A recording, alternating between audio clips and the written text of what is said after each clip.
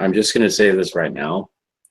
I think we have either a contender or a worthy successor to Sisterhood Social. This episode was amazing. Just saying. I think that this episode is definitely a continuation to Sisterhood Social, and that it was.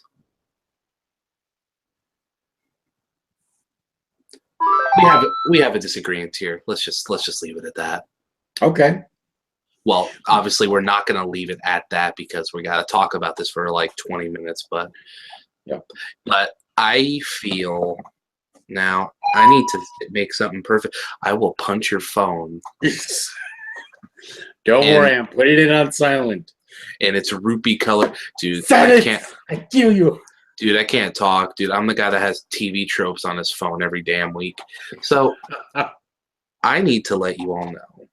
So Sudden Pass Sweetie Belle is my favorite of the CMC. Now, really? You hear her. Well, no, wait, I'm sorry.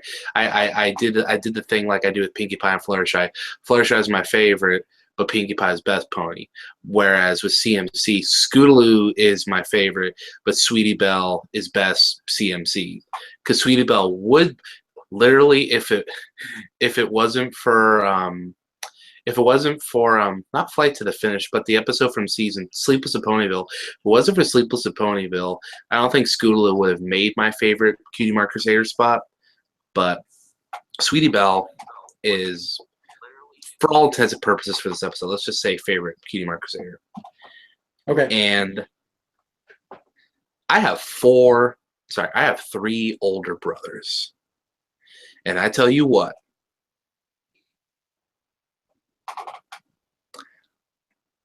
if I had put any of my brothers through half the crap that Sweetie Belle did, the rarity in this episode, I would have a lot more bruises on my dome. Mm-hmm. Sweetie Belle was written so weird to me in this episode, which is weird because I'm the youngest brother, so it should be like, hey, you should relate to that. But like, you didn't relate to that at all. But it's like, maybe it's because. Maybe it's different. Maybe whereas Rarity and Sweetie Belle have a close-ish relationship, I wish I could punch half of, at least 2 of my brothers in the face. But I don't know. Just it didn't gel well with me. The writing of Sweetie Belle and some of the handling of crap. Oh boy, here we go again. Can you hear me? Still working on it. Technical difficulties.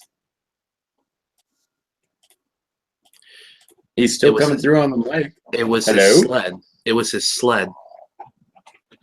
Okay, so what I was saying was, I don't know what it was. That was a little strange.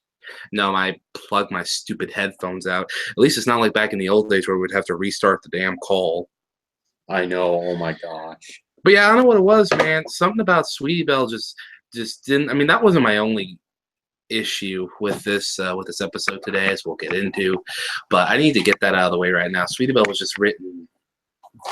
I don't know. It triggered me. Okay. Not really. So actually, one of my friends actually has a shirt that says "I'm with triggered," and for the T, it's the Tumblr symbol. I want that. I want that so much. I want that so much. So the episode opens up. Rarity and Sassy Saddle Short, whatever the fuck her name was, is like they're getting ready for the spring break, and they're getting ready to party like Lois Griffin in that one Family Guy episode. They're getting ready to pop off. So they're getting ready to party real hardy, and Sassy's like, dude, there's all this in and out, I swear. Rarity's looking all cool, getting all this getting all the stuff done, and then she stumbles upon a photo album, and in the photo album comes across pictures of Sweetie Belle and her hanging out when she was I assume when Sweetie Belle was much younger. I mean, I'm still not completely sure how much time has passed between the last 3 seasons, and that was actually something I was curious about. Because this episode implies Rarity hasn't seen Sweetie Belle in like a while. And I know most of these episodes tend to be linear, but ever since they introduced Starlight Shimmer, they always kind of were, but for the most part, they've tried to be a little more linear and connective with the episodes. So I'm trying to put together the timeline here of when the last place they saw each other. In the end, it doesn't matter, but what's the joke for this episode? Rarity's just going through a midlife crisis, and that makes way too much sense. I swear to you, that makes way too much sense. Which is weird because I'm pretty sure Rarity is under 28. Mm-hmm. So she goes nuts, like the floodgates open, and she just starts bawling comedically. Yeah. Thank goodness. Yeah, that's one thing I was telling John about was that everyone cries a lot more in the show, and I was wondering how they were gonna, because clearly it was working up to her crying, but I was wondering how serious they were gonna take it, only because like Rarity is pretty much the only character in this show that when she cries, it's played for laughs every time, for good reason, because it's funny. But this is a how do I word this? Whenever the show tackles, I don't want to say tackle something serious, but when it tackles something a little more close to the heart, like with like Thanks for the Memories, that's a good example, because like that had a good balance of the crime being played for comedy, but there was still the serious undertoneness of it. This was pretty much all for comedy, and I remember feeling conflicted when I watched it, because I was like, well, no, I mean, this is like an actual conflict here, that I'm sure people go through, but Rarity's so far selling it like Rarity normally does, and I'm thinking, like, would it be too out of character for Rarity to be seriously sad? I mean, I don't think so. I mean, I was reminded of like Inspiration Manifestation, where we're supposed to take her seriously at first, and then she brings over the ice cream and starts going, no. In that moment, the show realized, well, everyone on that writing staff, Tabitha St. Germain, they all looked at each other and they were like, well, we can never write a sad scene with her seriously, ever, ever, ever. Yeah. So I mean, the floodgates open, she starts crying. Sassy's just like, hey, calm down. I got this. Go to your sister. And I'm just like, where have I heard that before? Like the go, she needs you sort of thing. Doesn't that sound like so familiar to you? Yeah, it does. So she goes in, and I love what the scene that happens next, and it's about the CMC trying to help this one filly, or I should say colt, try to get his cutie mark, and they're riding this block of cement through the town, and I'm just like, that looks like a lot of fun. I want to do that now. Dude, but then I'm reminded of Princess Diaries 2 and watching all these people going down that slide on mattresses. And it makes me want to take everything I said back. Dude, there's a thing that we do here in California because we're stupid. There's this really long downhill street in San Francisco, and people luge off that. And the only protection are giant barrels of hay. And I need to put this into perspective for you. This thing is literally up a mountain. Like, there is some decent elevation to how high this is. Like, because San Francisco is right next to the water, and I tell you what, this thing is up a few inches is up a few feet in the air, and they're just. And I tell you what, At least in the Princess Diaries, we had Julie Andrews at least in riding California, down like a freaking surfboard. at least in California, we've got expendable people. And that's saying something. This Well, just well, yeah. took a dark turn.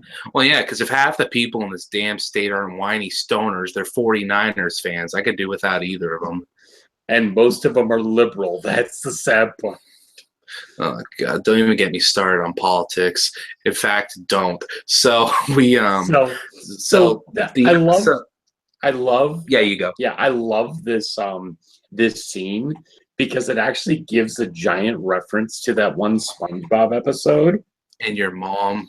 Where he's going around the thing and then he just taps it once and it's this huge statue thing. I'm just like, that reminded me of that SpongeBob episode where Squidward went to teach art class. Bold and brash, more like belongs in the trash.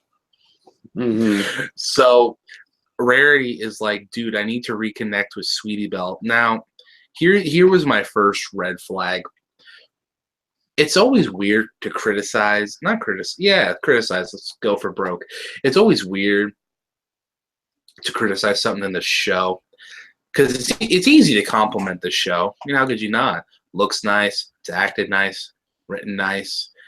But it's always weird to criticize the show because when you're complimenting it, it's like, oh yeah, it's a good show. But when you point out aspects you don't like, it's like, dude, it's a pony show for, for kids to adolescents. So it's like, maybe I'm reading too much into it. Or maybe I'm even expecting too much. I tell you this, though. When Rarity brought up how Sweetie Belle used to like puppet shows and a crap load of ice cream and like the swings and stuff, two immediate thoughts ran through my head. My first thought was, keep in mind, I have no problem with them randomly introducing these elements about Sweetie Belle's past. That's fine. They do that all the time in shows.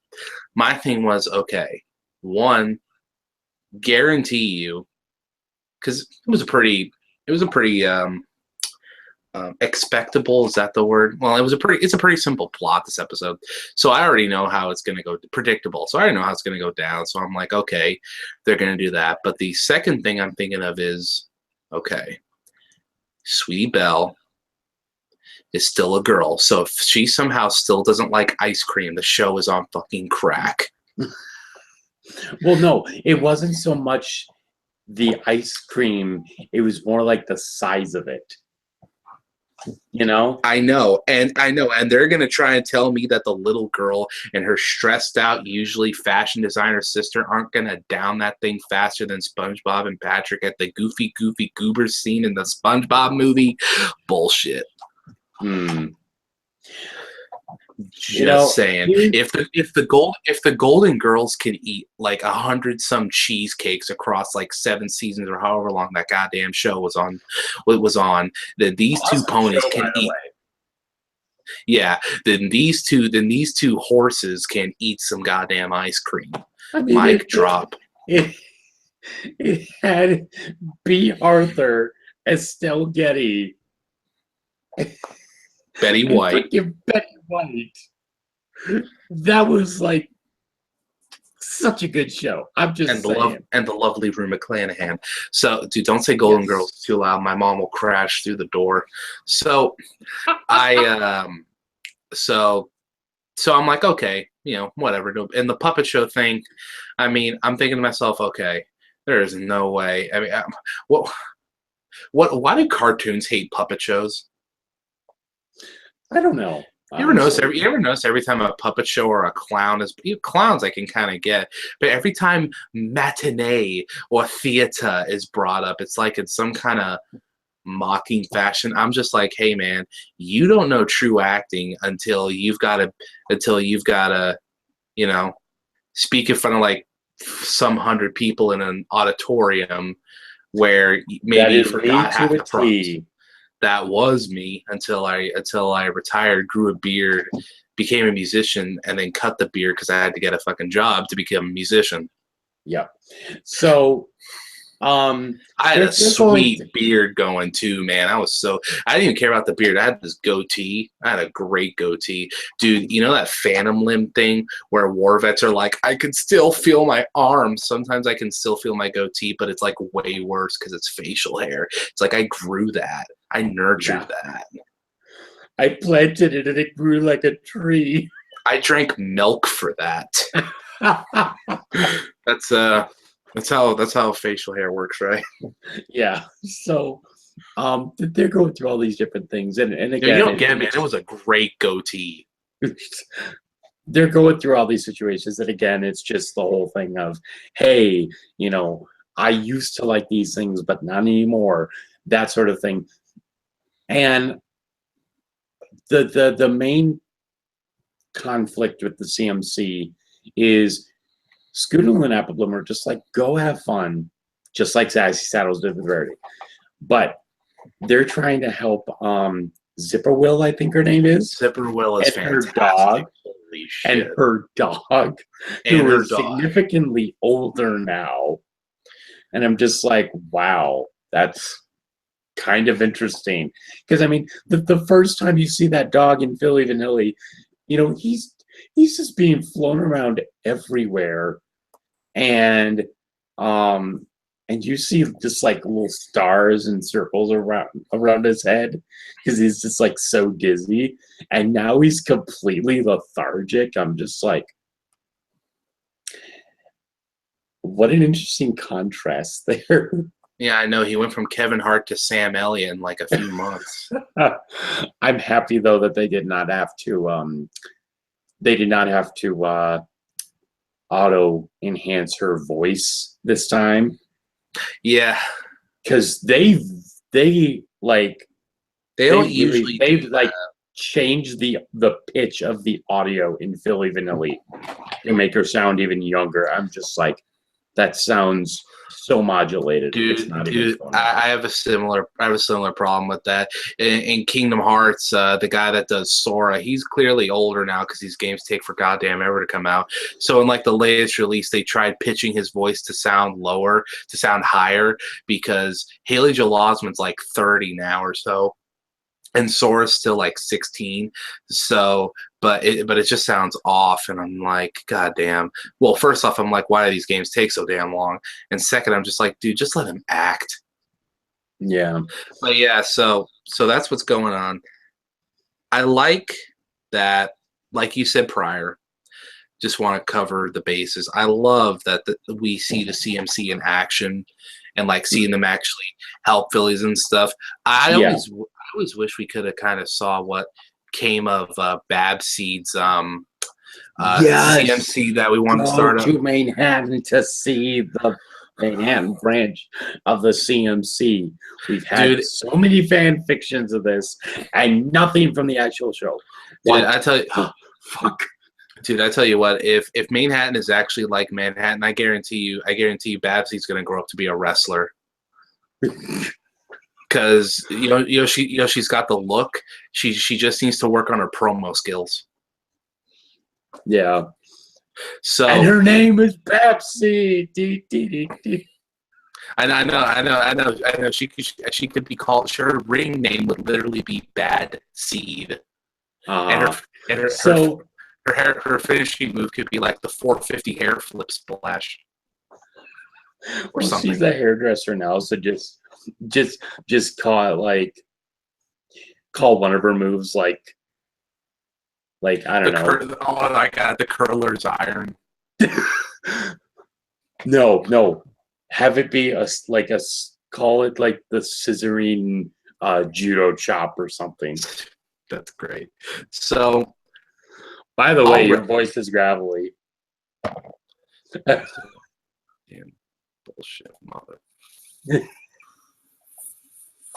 Always seems to happen. Puta madre. So the Ay, Chihuahua no bueno.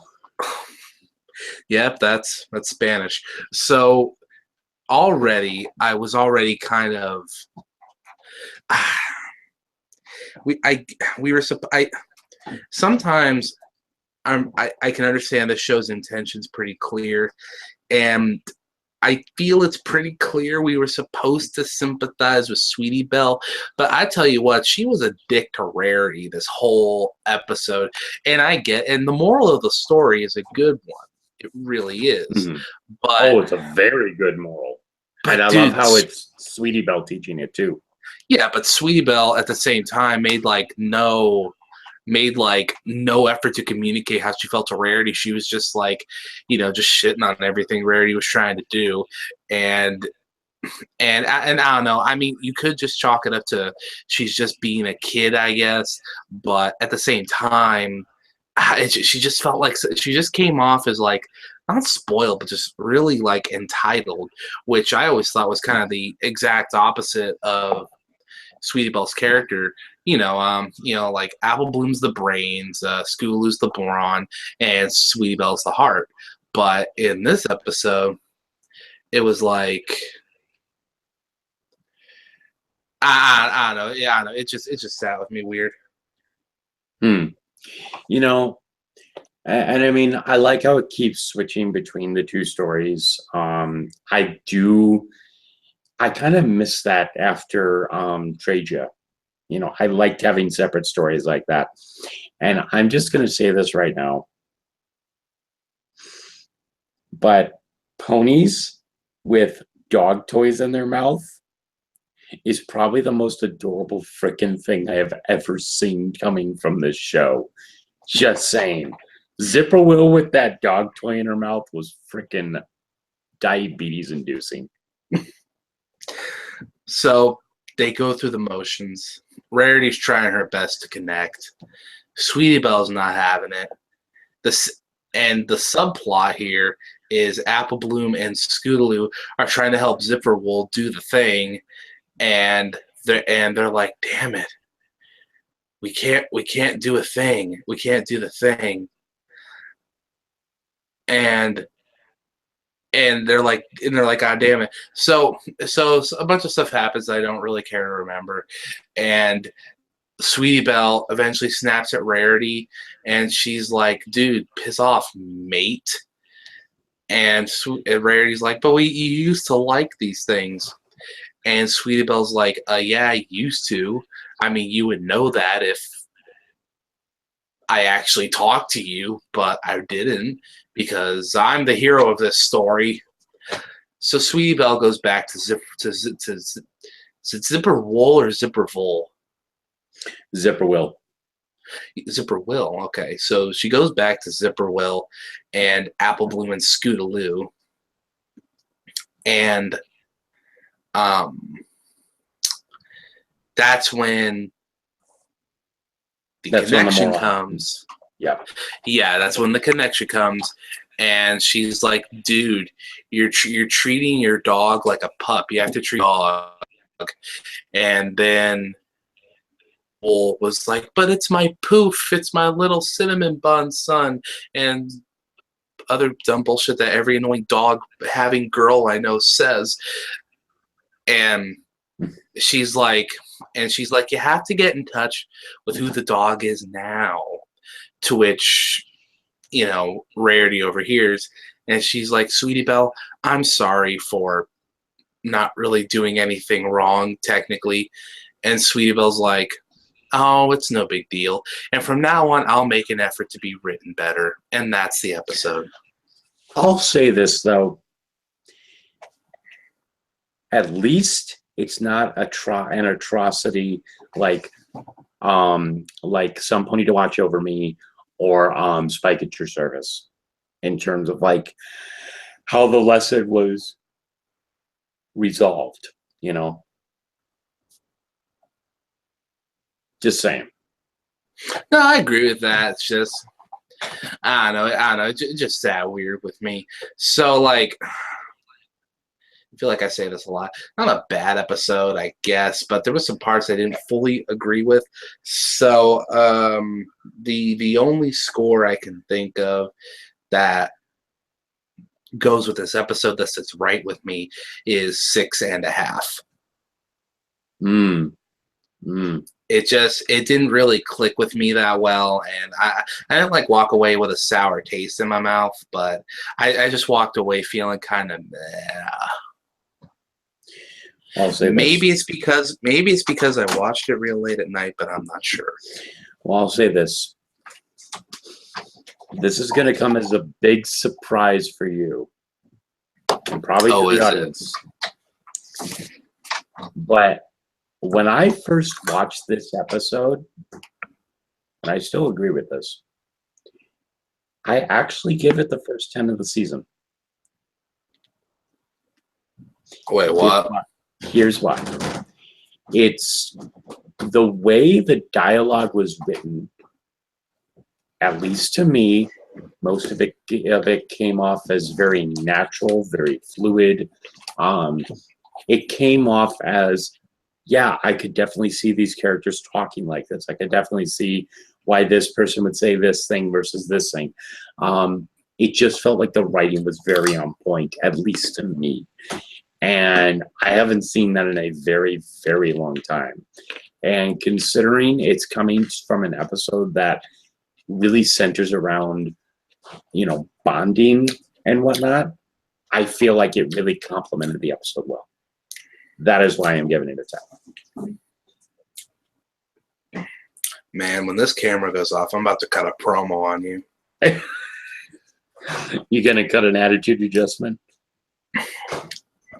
This is a rib, right? The what?